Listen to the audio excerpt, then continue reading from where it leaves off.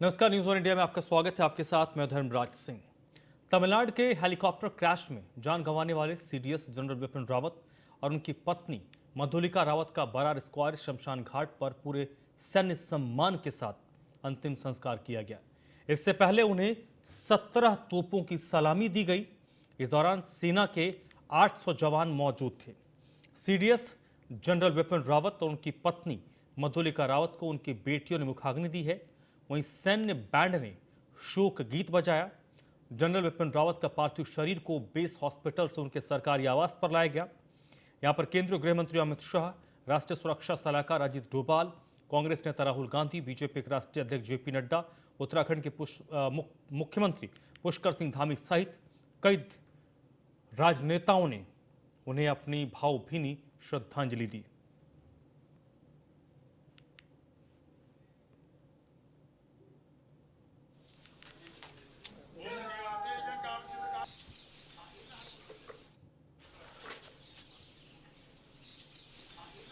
तो अब से थोड़ी देर पहले दिल्ली में सीडीएस जनरल विपिन रावत और उनकी पत्नी का अंतिम संस्कार किया गया। एक ही चिता पर विपिन रावत और उनकी पत्नी मधुलिका रावत को अंतिम विदाई दी गई। पंचतत्व में विलीन हो गए देश के पहले सीडीएस जनरल विपिन रावत और 17 तोपों की सलामी, 17 तोपों की गर्जना के साथ सेना ने अपने पूर्व चीफ को अंतिम विदाई दी है। आज सुबह ही उन्हें उनके आवास पर उनके पार्थिव शरीर को बेस हॉस्पिटल से लाया गया, फिर रखा गया। अंतिम दर्शन के लिए सेना से जुड़े लोग, अधिकारी, पूर्व अधिकारी, राजनेता उनके आवास पर पहुंचे, श्रद्धांजलि दी।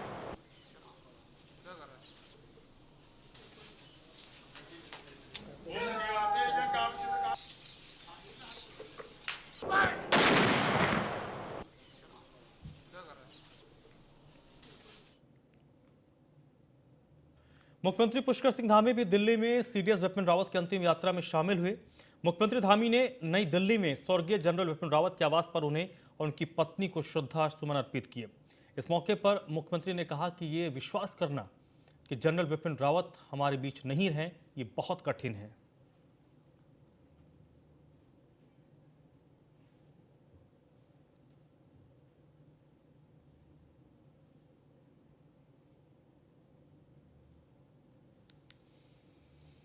उत्तराखंड के मुख्यमंत्री पुष्कर सिंह धामी कल से ही दिल्ली में हैं। कल वो देर शाम दिल्ली पहुंचे और सीधे वो जनरल विपिन रावत के घर गए। उनके परिवार से उनका पुराना परिचय रहा है। दोनों बेटियों से मिले, उनको सांत्वना दी और आज सुबह भी उनके आवास पर पहुंचे। और अंतिम क्रिया जिस वक्त हो रही थी दिल्ली के एक बरार स्क्वायर में, उस वक्त भी उत्तराखंड के मुख्यमंत्री पुष्कर सिंह धामी मौजूद थे।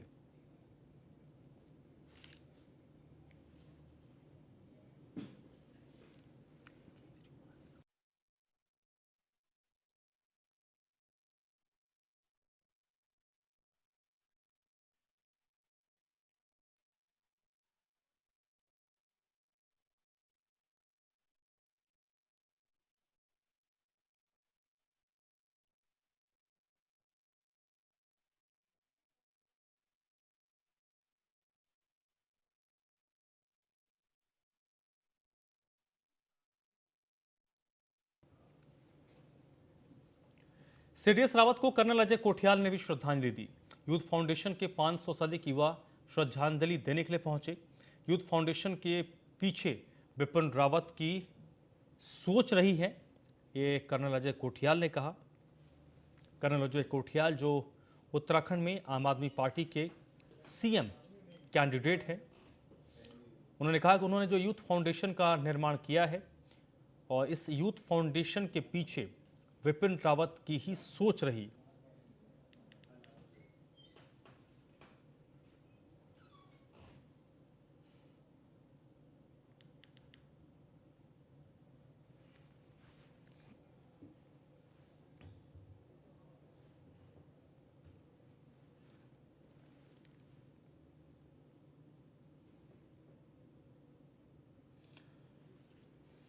उत्तराखंड में आम आदमी पार्टी के CM face colonel Ajay Kothiyal आज दिल्ली पहुंचे, जहां पर उन्होंने सीडीएस को अपनी अंतिम विदाई दी और जिस यूथ फाउंडेशन को चलाते हैं, जिस यूथ फाउंडेशन के जरिए कर्नल अजय कोठियाल की युवाओं में पकड़ बनी है, उस यूथ फाउंडेशन से जुड़े 500 युवा अपनी श्रद्धांजलि व्यक्त करने के लिए दिल्ली आए।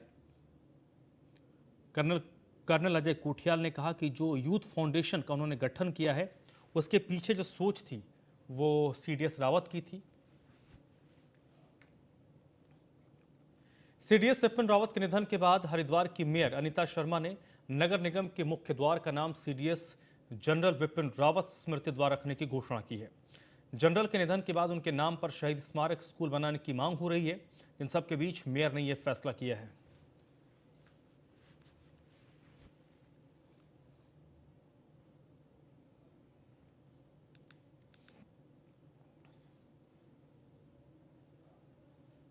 राष्ट्रपति रामनाथ कोविंद देहरादून पहुंचे। शनिवार को आईएमए की पासिंग आउट परेड होगी और राष्ट्रपति आईएमए के पासिंग आउट परेड में शामिल होंगे।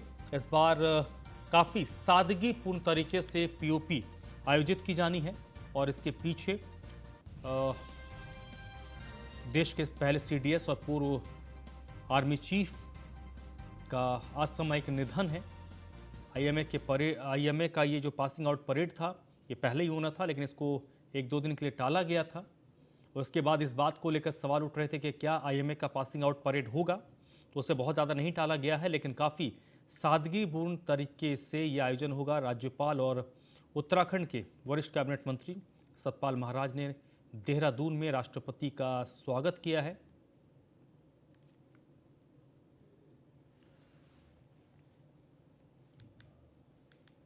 उत्तराखंड विधानसभा के शीतकालीन सत्र के दूसरे दिन की कार्रवाई के दौरान सदन में जमकर हंगामा हुआ। विपक्ष ने बेरोजगारी के मुद्दे पर हरक सिंह रावत को घेरा। नेता प्रतिपक्ष प्रीतम सिंह ने मंत्री हरक सिंह रावत से बेरोजगारी के मुद्दे पर सवाल पूछा। इस पर हरक सिंह रावत ने सदन को बताया कि सरकार ने 7 लाख लोगों को रोजगार दिया है। साल 2020 में सदन में संसदीय मंत्री ने 10 लाख लोगों को रोजगार देने की बात कही थी। विपक्ष का आरोप था कि धामी सरकार सदन को गुमराह कर रही है। विपक्ष सरकार के जवाब से संतुष्ट नहीं हुआ। सदन में काफी देर तक हंगामा हुआ। इसके बाद विपक्ष ने सदन से वॉकआउट किया। विधानसभा शीतकालीन सत्र के दूसरे दिन विपक्ष ने जैसा कहा था वैसा किया भी है। नियम 310 की चर्चा के साथ ही बेरोजगारी के मसले पर सरकार को घेरा और उचित जवाब न मिलने से सदन से विपक्ष के विधायक बाहर आ गए। हमारे साथ नेता प्रतिपक्ष प्रीतम सिंह जी हैं, इनसे पूछते हैं आखिर क्या कमी रही। प्रीतम सिंह जी, आज आप लोगों ने बेरोजगारी के मसले पर सरकार से जो सवाल किया, सरकार के पास ही 2 अलग अलग जवाब हैं, क्या कहेंगे? नहीं, देखिए, हमने कोई कार्य स्थगन प्रस्ताव सदन के अंदर लाया नहीं है।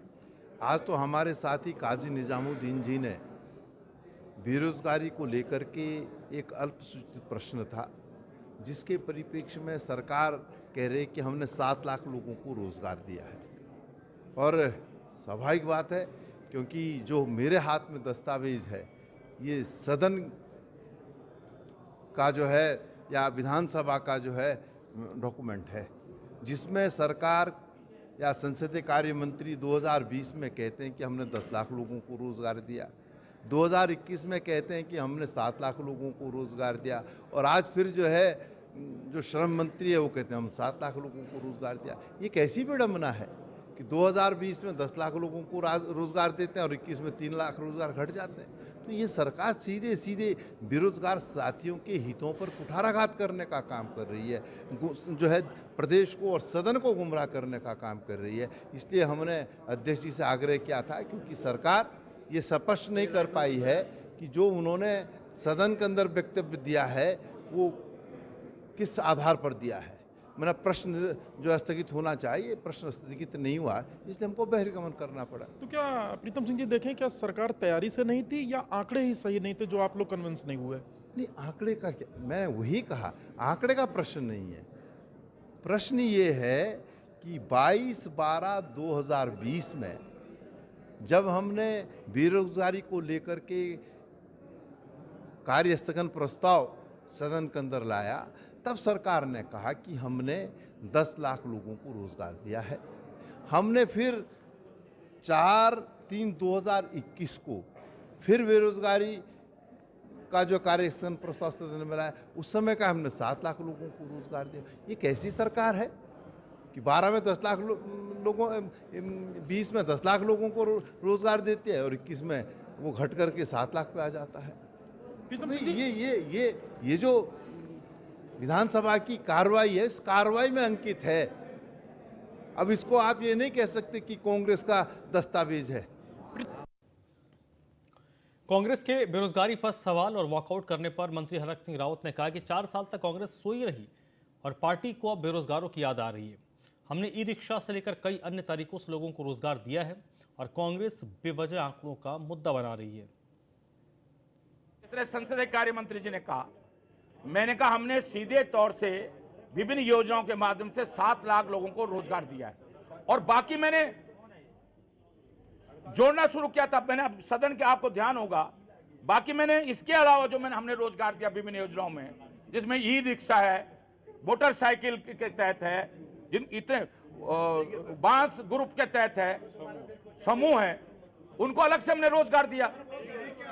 जिस तरह तीनों कृषि कानूनों की वापसी और लंबित मांगों पर सरकार के प्रस्ताव के बाद अब संयुक्त किसान मोर्चा ने किसान आंदोलन को स्थगित करने का ऐलान किया है। वहीं उत्तराखंड के किसानों को लेकर कैबिनेट मंत्री स्वामी यतीश्वरानंद का कहना है कि उत्तराखंड के सभी किसान बीजेपी के साथ है। कैबिनेट मंत्री ने कहा कि प्रधानमंत्री मोदी ने हमेशा किसानों के उत्थान को लेकर काम किया है। कृषि कानूनों पर भी पीएम मोदी ने एक बेहतर फैसला लेते हुए किसानों की बात को रखते हुए दिखाया कि किसानों के साथ हैं। उन्होंने कहा कि अब सारे किसान बीजेपी के साथ है और 2022 विधानसभा चुनाव में किसान बीजेपी के पक्ष में खड़ा होगा। देश के प्रधानमंत्री माननीय मोदी जी बने, उन्होंने कहा था कि किसानों की फसल का 2 गुना हम लोगों ने करना है। उसी को लेकर माननीय मोदी जी हमेशा किसानों के साथ रहे हैं, आज भी और आगे भी रहेंगे। ये उसी का परिणाम है। आज पूरे देश के अंदर माननीय मोदी जी का किसान जय जयकार कर रहे हैं और मैं किसानों का धन्यवाद करता हूं। उन्होंने माननीय मोदी जी की बात को स्वीकार करते हुए अपने आंदोलन को समाप्त किया है। देश के प्रधानमंत्री माननीय मोदी। उत्तराखंड विधानसभा में 1350 करोड़ का अनुपूरक बजट पेश हुआ। सदन में अनुपूरक बजट पर चर्चा हुई। इससे पहले विधानसभा के शीतकालीन सत्र का दूसरा दिन हंगामेदार रहा। सदन शुरू होते विपक्ष ने सरकार को बेरोजगारी समेत तमाम मुद्दों पर घेरा। इसके साथ ही सरकार सदन में देवस्थानम बोर्ड निरस्तीकरण विधेयक को लेकर आई है।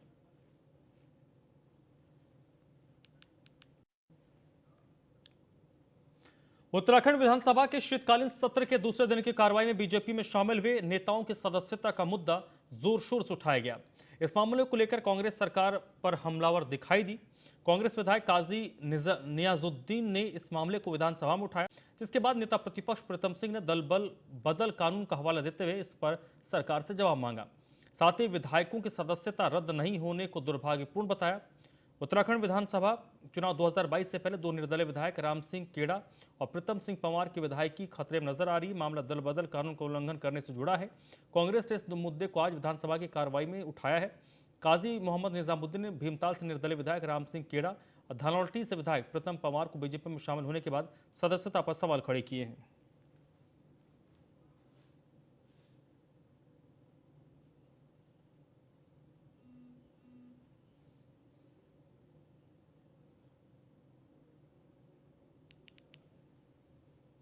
देखिए, हम दोनों, मैं और प्रीतम सिंह जी पवार साहब, हम दोनों निर्दलीय विधायक हैं और हमने निर्दलीय चुनाव जीता है और अपने दम पर चुनाव जीता है और हमने किसी दल को तोड़ करके दूसरे दल में नहीं गए हैं और हमने निर्दलीय थे और बिना दल के थे और हमने भारतीय जनता पार्टी की सदस्यता ग्रहण की है और हम दल बदल हमने नहीं किया है और हम निर्दलीय थे तो हमने भारतीय जनता पार्टी की जो विचारधारा है, जो राष्ट्रीयता की उनकी पार्टी की विचारधारा है, जो विकास की जो उनकी सोच है, इसलिए हमने भारतीय जनता पार्टी की सदस्यता ग्रहण की है। जिन माननीय विधायकगणों ने पार्टी ज्वाइन की है, भारतीय जनता पार्टी, उसके खिलाफ एक याचिका मेरे सम्मुख आई है और उसके लिए मैं जो संबंधित विधायक हैं, जो प्रक्रिया हमारे यहाँ निर्धारित है उस प्रक्रिया के तहत हम चल रहे हैं। जैसी वो प्रक्रिया पूरी होगी मैं आपको उसके बाद, अभी प्रक्रिया शुरू है, अभी इसमें दोनों पक्षों के मैं जानकारी उनके साथ बैठ के लूँगा, उसके बाद ही इस पर निर्णय होगा। हमने विषय को सदन के अंदर भी उठाया है। विधायकों के खिलाफ याचिका भी विधानसभा अध्यक्ष के सम्मुख है, तो विधानसभा अध्यक्ष को निर्णय लेना है। हमने विषय को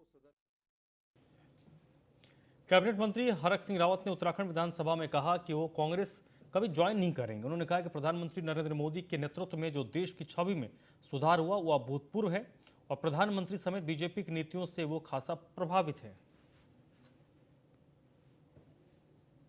और साफ कह रहा हूं, कोई कांग्रेस ज्वाइन करने का कोई सवाल नहीं है, क्योंकि हमारी पार्टी, मैं एक बात बहुत स्पष्ट रूप से आपसे कहना चाहता हूं कि माननीय मोदी जी के नेतृत्व में जिस तरह देश तरक्की कर रहा है, मैं डिफेंस स्टडी के छात्र रूप में कह सकता हूं कि जो मान सम्मान इस समय पूरे देश का अंतर्राष्ट्रीय स्तर पर ख्याति जो हमारे देश की बढ़ी है, कि अमेरिका जैसा देश, अमेरिका का प्रधानमंत्री किसी देश के प्रधानमंत्री को इतना तवज्जो नहीं देता है। भारत को प्रधानमंत्रियों को भी इससे पहले कभी इतनी तवज्जो नहीं मिली जिस तरह इस कोई प्रधानमंत्री रहा हो, अमेरिका राष्ट्रपति रहा हो। ये कहीं ना कहीं माननीय मोदी जी का करिश्मा है, उनका व्यक्तित्व है। और जिस तरह आज 50,000 से अधिक की योजनाएं उत्तराखंड में केंद्र सरकार की चल रही हैं, उससे जो तरक्की हो रही है उसके लिए आवश्यक है कि ये तरक्की और तेजी के साथ बढ़े। हल्द्वानी पुलिस को बड़ी सफलता मिली है। पुलिस ने केशव गंगवार गोलीकांड के आरोपी सूरज को गिरफ्तार किया है। आपको बता दें कि भाड़े के शूटर सूरज ने एक दर्जी को उधारी के कारण 19 नवंबर को गोली मारी थी। इसके बाद मृतक की पत्नी की एफआईआर पर पुलिस ने मामला दर्ज किया। गिरफ्तारी के वक्त आरोपी के कब्जे से एक तमंचा और कारतूस भी बरामद हुआ है। वहीं एसएसपी का कहना है कि मामले में मुख्य आरोपी छोटे लाल अभी फरार है, जिसकी धरपकड़ के लिए लगातार दबिश दी जा रही है।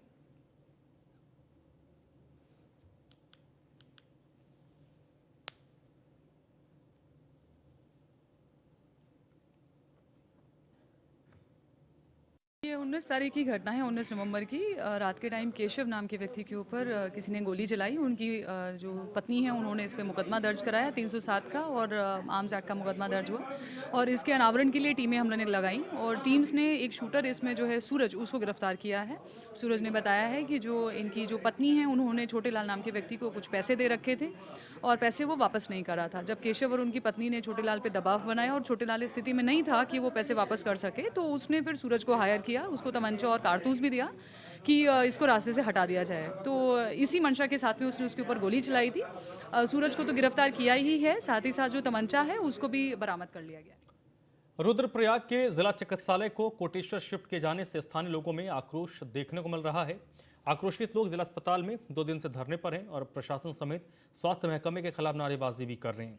उनका कहना है कि जब तक अस्पताल शिफ्टिंग पर रोक नहीं लग जाती है, आंदोलन यूं ही जारी रहेगा।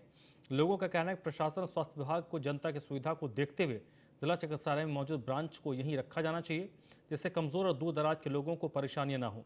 आपको बता दें, जिला प्रशासन के निर्देश पर अस्पताल की ENT OPD और जनरल सर्जरी कोटेश्वर में शिफ्ट की जा रही है।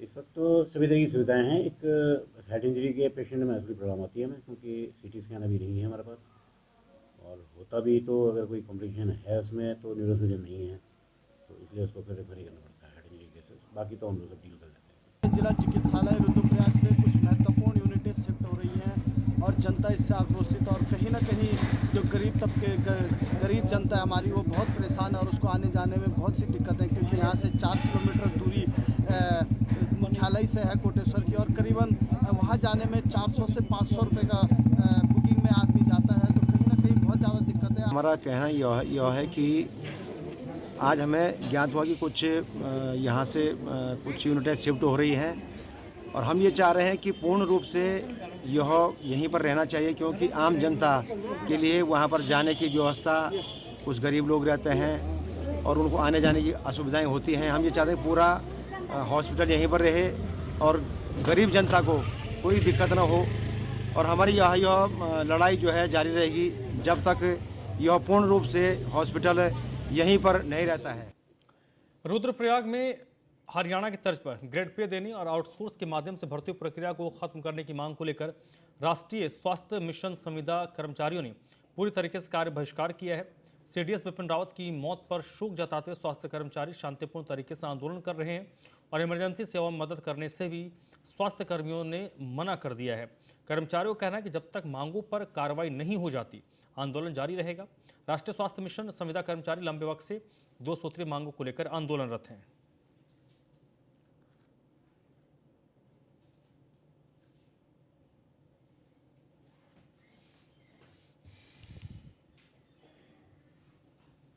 मांगों के विषय में जैसा कि हमारी प्रथम मांग है कि जो हमारा